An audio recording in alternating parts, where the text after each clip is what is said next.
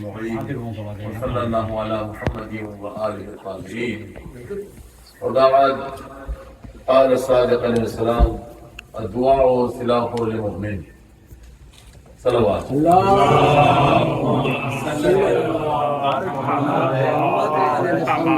زیادہ دیر نہیں. صاحب خانہ نے جو مجھے ٹائم دیا ہے کہ 10 سے 15 منٹ، اور یہ ٹاپک ایسا ہے کہ واقعی اس کے اوپر اگر اشرے بھی پڑے جائیں تو کم ہے. لیکن یہ ہے کہ جو امام صادق علیہ السلام کی حدیث ہے کہ دعا سلاح للمؤمن، کئی بار میں مجالس کے اندر آپ لوگ میرے سے سن چکے ہیں. دعا مومن کا اسلحہ ہے. اسلحہ انسان کے دفاع کے لیے ہوتا ہے. تو ہر قسم کا جو برائی سے دفاع آپ سمجھ لیں، آپ کو کوئی پریشانی ہو، کوئی تکلیف ہو، کوئی حاجت ہو، ہر طریقے سے، اور کسی کا جب کوئی نہ ہو تو ہم نے عموماً معاشرے میں سنا ہے کہ بھائی اب تو اس کا اللہ ہی حافظ ہے، اونلی گاڈ کین ہیلپ ہم. لیکن حقیقت اس سے ہٹ کے ہے کہ اگر بس خدا ہی اس کا ہے، اگر یہ جو ہم کہتے ہیں جملہ، اگر کسی کا خدا ہو تو پھر اس کو کسی کی ضرورت نہیں ہے، اور خدا نہیں ہے تو کوئی اس کے کام بھی نہیں آ سکتا. ایک آئے مبارکہ صلوات بھیجیے.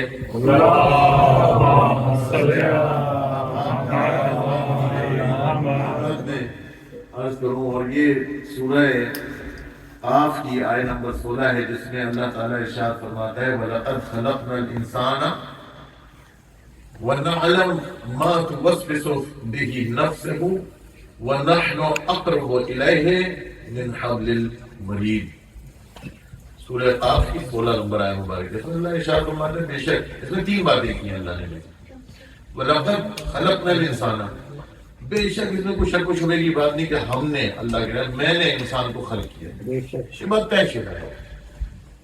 اب اس میں جو انسسٹ کر رہا ہے کہ اس بات کو ہم لوگ بھول جاتے ہیں کہ اللہ اگر خالق ہے تو اس کا مطلب کیا ہے. اب وہ آگے اللہ فرما رہے ہیں وَنَعْلَمُ مَا تُوَسْوِسُ بِهِ نَفْسُهُ، اور ہم بہتر جانتے ہیں کہ تمہارے انسانوں کے دلوں میں کیا وسوسے جنم لے رہے ہیں، کیا کچھ اس کے اندر ولولے اٹھ رہے ہیں، کیا اس کے اندر وہ ہو رہا ہے.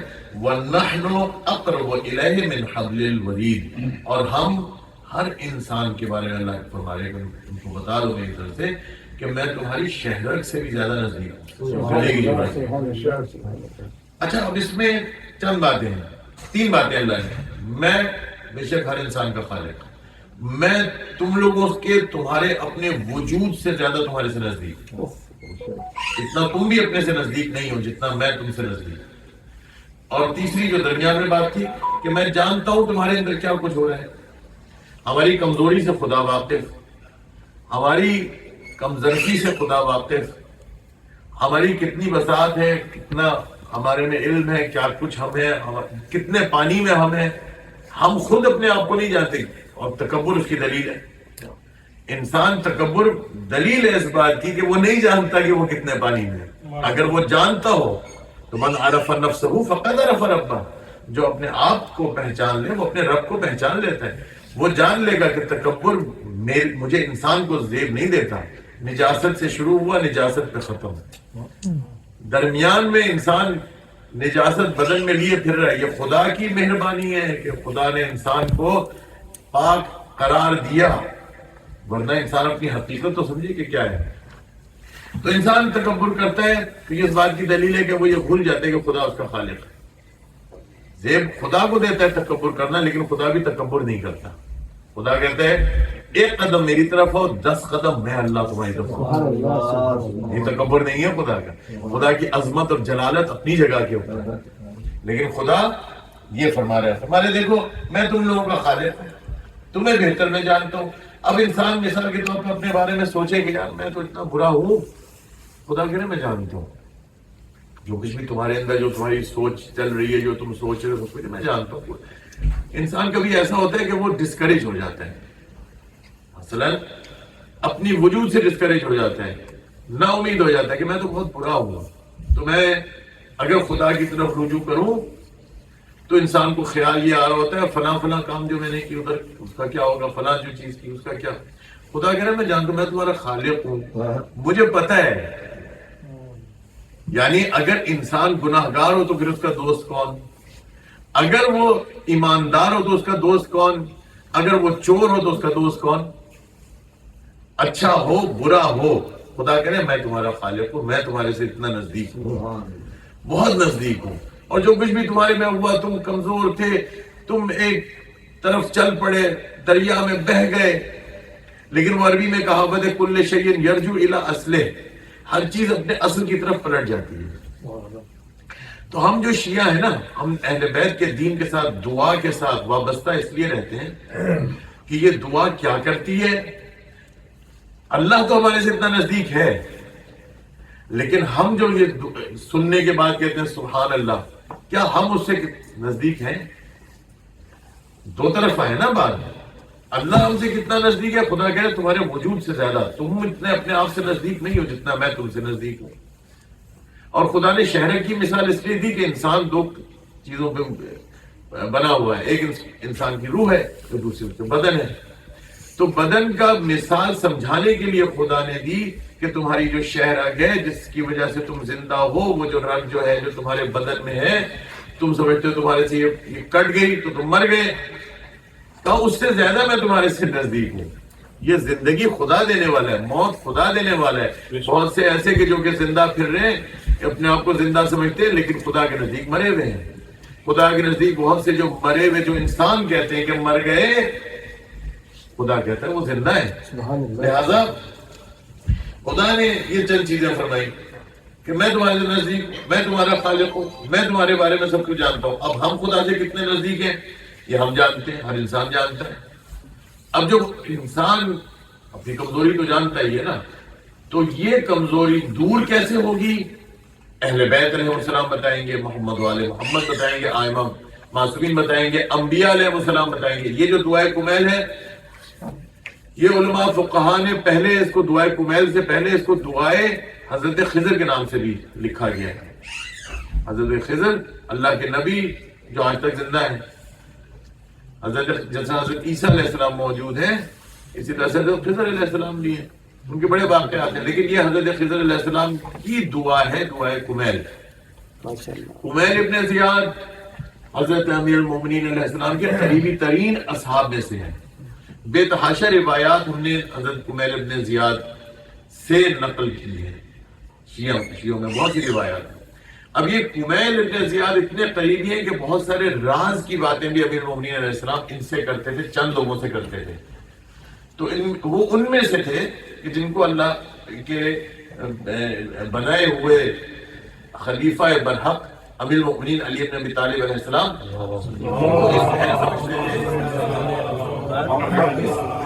سمجھتے تھے کہ ان سے راز کی بات کی جائے۔ راز کی بات اسی سے کی جاتی ہے نا جو راز فاش نہ کرے۔ تو امیر المومنین علیہ السلام نے ان کو دعائے کمیل تعلیم دی۔ کب؟ نیمہ شعبان، یعنی جو 15 شعبان ہے، امیر المومنین علیہ السلام کے پاس تشریف لے گئے، کہا مولا کو دعا تعلیم دے دیجیے۔ مولا نے کہا کہ یہ دعائے کمیل مفاد الجنان میں شیخ عباس قمی نے بھی نقل کی، قدیمی کتابوں میں بھی آئی ہے۔ یہ دعا امیر المومنین علیہ السلام فرمایا کہ شب جمعہ اس کو پڑھنا کب چاہیے؟ آج کی رات شب جمعہ اس کو پڑھنے کا مقام ہے، اور دوسرا نیمہ شعبان۔ سب سے زیادہ جو ثواب ہے وہ ان دو بار، ہر ہفتے شب جمعہ یعنی جو ابھی جو رات ہے جمعرات اور جمعے کے درمیانی رات، اور دوسرا نیمہ شعبان 15 شعبان کو۔ تو یہ دعا جو ہے اس کا فائدہ کیا ہے؟ ہم پڑھ رہے ہیں بھائی کیا فائدہ ہے؟ اس کا فائدہ بہت ہے۔ فائدے اتنے بتائے گئے ہیں کہ نمبر 1، رزق میں تنگی اگر کسی کے ہو، روایات میں دعائے کمیل پڑھے کشادہ ہو جائے گا، رزق کشادہ ہو جائے گا۔ حاجت ہو، مشکلات ہو، پریشانی ہو، گھر میں بلائیں ہو، تکالیف ہو، جاب کی تلاش ہو کسی شخص کو، کوئی مسئلہ ہو، روایات میں دعائے کمیل پڑھو مسئلہ حل ہو جائے گا۔ کیوں؟ اب سوال یہ آتا ہے کیوں؟ اس لیے کیونکہ اس میں بیسکلی ہے کیا؟ اس دعائے کمیل میں اگر آپ مطالعہ کریں، کبھی وقت ملے تو اس کا ترجمہ ہر زبان میں، اردو کے اندر دیکھیے، آپ ڈال دیجئے دعائے کمیل اردو ترجمہ تو آپ کے سامنے آ جائے گا، کھل جائے گا، تو ترجمہ اس کے اندر ہے۔ اس میں اہل بیت علیہ السلام نے ہمیں سکھایا یہ ہے کہ اللہ سے گفتگو کیسے کی جائے۔ پہلی بات یہ اللہ سے مانگا کیا جائے، دوسری بات اور اس کے اندر یہ کہ گناہوں کی مغفرت طلب کی نا ہم نے اس کے اندر کثرت سے، اور اللہ سے نزدیک ہونے کا راستہ دیکھیں، بات ادھر سے شروع ہوئی تھی کہ اللہ ہم سے نزدیک ہے، ہم اللہ سے کیسے نزدیک ہوں گے؟ ہم اللہ سے ایسے نزدیک ہوں گے کہ اس کو دعا اس کو پکاریں۔ اللہ کا کوئی بدن تو نہیں ہے نا کہ ہم کہیں گے یار اللہ میاں مکے میں رہتا ہے، چلو جی ٹکٹ کٹاؤ مکے میں جائے اللہ میاں سے مل کے آ جائے، نہیں۔ بہت سارے لوگوں نے کتابوں میں لکھا جو ہمارے عقیدے کے خلاف ہے، شیعہ عقیدہ وہ نہیں ہے کہ روز قیامت اللہ سے ملاقات ہوگی۔ ماہ رمضان میں شروع میں اللہ تعالیٰ آسمان سے آ جاتا ہے اور اپنے فرشتوں سے کہتا ہے اپنے میرے بندوں سے کہو جو ان کو چاہیے میں دیتا ہوں۔ ہمارا عقیدہ نہیں ہے، اللہ کا بدن نہیں ہے، ہم اس تک کیسے جائیں؟ اس تک پہنچنے کا راستہ فقط یہی ہے کہ اس کو پکارا جائے۔ اچھا لیکن پکارے وہ جو پاک ہو، جب وہ پاک ہی نہیں ہے وہ کیا کرے؟ بھائی ایک انسان برا ہے، گناہوں میں پڑا ہوا ہے، اللہ اس کی سنے گا؟ اللہ نے کہا ادعونی استجب لکم، تم دعا کرو میں قبول کروں گا، درست۔ لیکن حقیقت تو یہی ہے کہ انسان کو اپنی گناہوں کا پتہ ہے، سب کچھ پتہ ہے، تو پاک شخص جو مانگے گا اس کی زیادہ قبولیت ہوگی، یہ اس میں کوئی شک و شبے کی بات نہیں۔ مولا نے دونوں چیزیں اس میں ڈال دی دعا کمیل میں کہ گناہوں سے بھی تمہیں معافی مل جائے اور گناہوں سے معافی بھی مل جائے، خدا سے نزدیک بھی ہو جاؤ، دونوں چیزیں اکٹھی، یعنی کمپلیٹ پیکج ہے دعا کمیل میں۔ اللہ تعالیٰ کے سے نزدیک ہونے کا طریقہ اس دعا کے پڑھنے سے آپ کو خود سمجھ میں آتے کہ اللہ سے قریب ہونے کا طریقہ کیا ہے، جس سے باقی تمام تر دعاؤں کا ہدف بھی یہی ہے کہ اللہ سے نزدیک ہوا جائے۔ اب مثال کے طور پر یہ دیکھ لیجئے، کیونکہ مجھے کہا گیا تھا کہ اپنے کچھ برادران اہل سنت بھی تشریف لے کے آ رہے ہیں، تو ان کے لیے بتانا ضروری ہے کہ دعائے کمیل ہم کیوں پڑھتے ہیں، حدیث کیسا ہم کیوں پڑھتے ہیں۔ حضرت علی بن ابی طالب اہل سنت کے چوتھے خلیفہ ہیں، ہمارے پہلے امام ہیں، اور انہوں نے اپنے اصحاب میں سے صحابی کو دعائے کمیل کو جو دعا تعلیم دی وہ کیوں دی وہ میں عرض کر چکا ہوں، اور اس کا فائدہ بھی میں عرض کر چکا ہوں۔ اب آ جائیے اس دعا کی طرف کہ جو اللہ تعالیٰ کو پکارنے کا طریقہ، بس چند جملے شروع کے میں آپ کے خدمت میں عرض کر دوں پھر آگے چلیں گے۔ اللہم انی اسألک برحمتک التی وسعت کل شیء، اے اللہ تجھے اس رحمت کا واسطہ جو ہر چیز پر، ہر شے پر، ذرے ذرے پر چھائی ہوئی ہے۔ ادھر سے جملہ شروع ہو رہا ہے، یعنی اس میں واقعی اس کی تشریح اگر کریں تو پورا اشرا اس کے اوپر چاہیے، کئی جمعے کے خطبے اس کے اوپر ہو سکتے ہیں۔ ذرہ ذرہ اللہ کی رحمت سے خارج نہیں ہے، تو پھر جہاں برائی ہو رہی ہے یہ ایک علیحدہ بحث ہے، وہاں کیا ہے، وہاں کیا رحمت ہے، یہ بھی ایک سوال ہے نا، یہ بات کے لیے چھوڑوں گا کیونکہ میں چاہتا ہوں کہ لوگوں کے اذہان بھی کھلیں۔ اللہم انی اسألک برحمتک التی وسعت کل شیء، ہر اس چیز پر چھائی ہوئی ہے، اس رحمت کا واسطہ، خدا کی اس رحمت کا واسطہ۔ اس سے شروع ہوئی دعا۔ اگلا جملہ وَبِقُوَّتِكَ الَّتِي قَهَرْتَ بِهَا كُلَّ شَيْءٍ، اور ہر اس قوت کا جو تیری قوت ہے ہر چیز پر چھائی، جس رحمت چھائی ہوئی ہے، اس طرح سے تیری جو قدرت ہے، جو تیری طاقت ہے وہ ہر چیز کے اوپر ہے۔ وَخَضَعَ لَهَا كُلَّ شَيْءٍ، خضع کہتے ہیں جھکنے کو، اور ہر چیز تیرے سامنے جھکی ہوئی ہے، ہر چیز پست ہے۔ تو انسان تیسرے جملے میں ہی سمجھ جاتے ہیں میری حقیقت کیا ہے۔ کائنات کا ہر ذرہ اللہ کے سامنے سرب سجود، تسلیم، جھکا ہوا، پست، ہر چیز ذلیل اللہ کے سامنے۔ امام زین العابدین علیہ السلام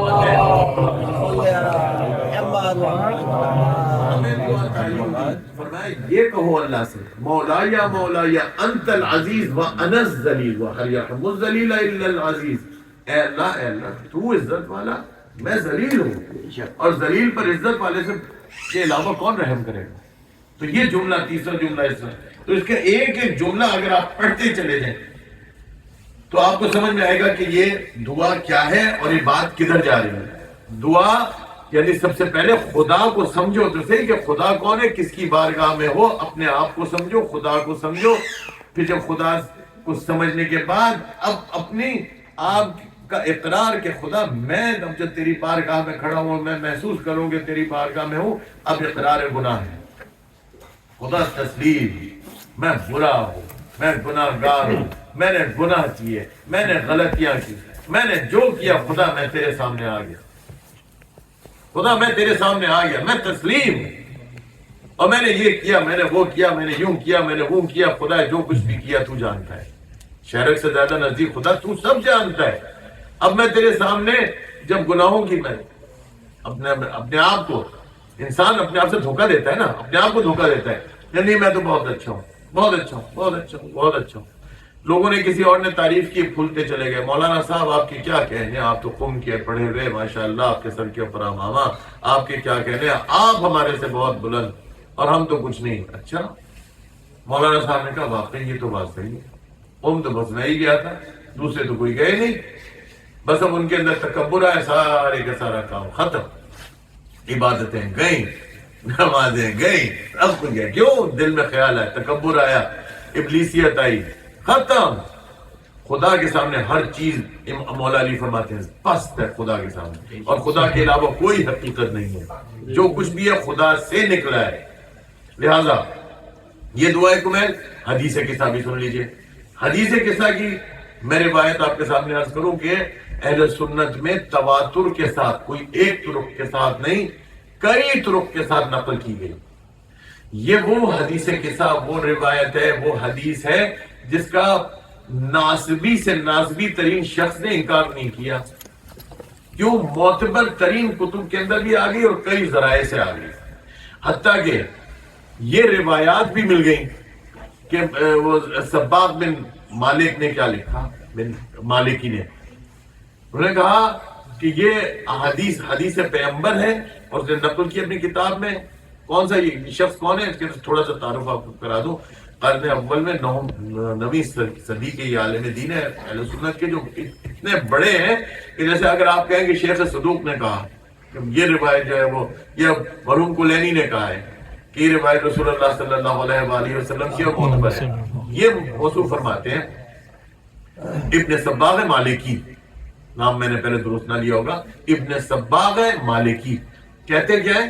کہتے ہیں یہ حدیث قصہ جو شخص بھی پڑھے گا اپنے گھر میں تو اس کے گھر سے بلائیں دور ہو جائیں گی، اس کے گھر میں خیر و برکت نازل ہوگی، اس کے رزق میں وسعت ہوگی، اس کی پریشانیاں غم و اندوہ، یہ اس کے الفاظ ایز اٹ از میں آپ کو بتا رہا ہوں، غم و اندوہ، غم اگر اس کے گھر میں ہے تو وہ اس کے گھر سے دور ہو جائے گا۔ ہم پڑھ رہے ہیں کیا؟ حدیث قصہ۔ حدیث قصہ کیا ہے؟ کہا خود اہل سنت کی جو معتبر ترین، جو میں آپ کو کہا چند ذرائع سے، جو ان کے بعد چند طرق سے آئی، ایک اس کے اندر راویہ کون ہے؟ حضرت عائشہ، دوسری کون ہے؟ بی بی ام سلمہ، تیسری بی بی سیدہ سلام اللہ علیہ، حضرت جابر بن عبداللہ انصاری۔ کتنے راوی؟ میں 4 آپ کو گنا دیے، یہ سب کے سب اہل سنت ان سے نقل کرتے ہیں۔ کہتے ہیں کیا ہوا جب ہم سے آپ پوچھیں، بڑے بڑے جو مفتی انہوں نے اپنی کتابوں میں لکھا ہے، انہوں نے کہا کہ جب رسول اللہ صلی اللہ علیہ وآلہ وسلم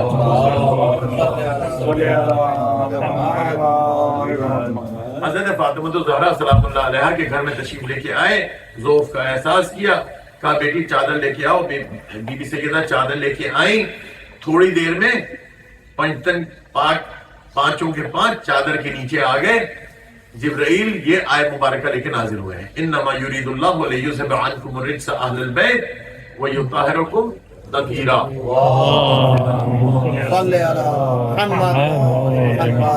ایک ایک کر کے باری باری سب آتے رہے چادر میں۔ بی بی ام سلمہ کھڑی تھی، بی بی ام سلمہ نے کہا کون ہے؟ زوجہ رسول ہے، مطلب یہ خالی شیعوں کے لیے قابل احترام نہیں ہے بلکہ اہل سنت بہت احترام کرتے ہیں۔ ازواج رسول میں سے بی بی ام سلمہ کا بڑا بلند مقام ہے، آپ لوگ تو بخوبی جانتے ہیں۔ بی بی ام سلمہ نے کہا تم سے زیادہ کون ہوگا متقی پرہیزگار؟ فرمایا کہ یا رسول اللہ میں بھی چادر میں آ سکتی ہوں؟ فرمایا انتی علی الخیر، تم خیر پر ہو، تم اچھی ہو، یعنی رسول نے جن کی تائید کر دی، انتی علی الخیر، یہ دلیل ہے ان کی بلندی اور عظمت کی۔ رسول اللہ صلی اللہ علیہ وآلہ وسلم جس کو یہ کہہ دیں کہ تم خیر پر ہو، شر پر نہیں ہو، اس کا مقام آپ سوچ لیجئے، اتنا بلند مقام ہے۔ کانتی علی الخیر، لیکن چادر نہیں ہے. کیوں؟ کیونکہ یہ فقط اور فقط اہل بیت ہیں. زمانے کو بتانا تھا کہ اہل بیت اور ہیں، دوسرے اور ہیں. خانہ کعبہ ہے، اس پہ غلاف ہے. اللہ نے کہا بس میرا گھر بس یہ ہے جو غلاف کے اندر ہے، اس سے باہر میرا گھر نہیں ہے. بیت اللہ بس یہ ہے. پنجتن بس اہل بیت بس یہ پنجتن ہے. صلوات دیجیے محمد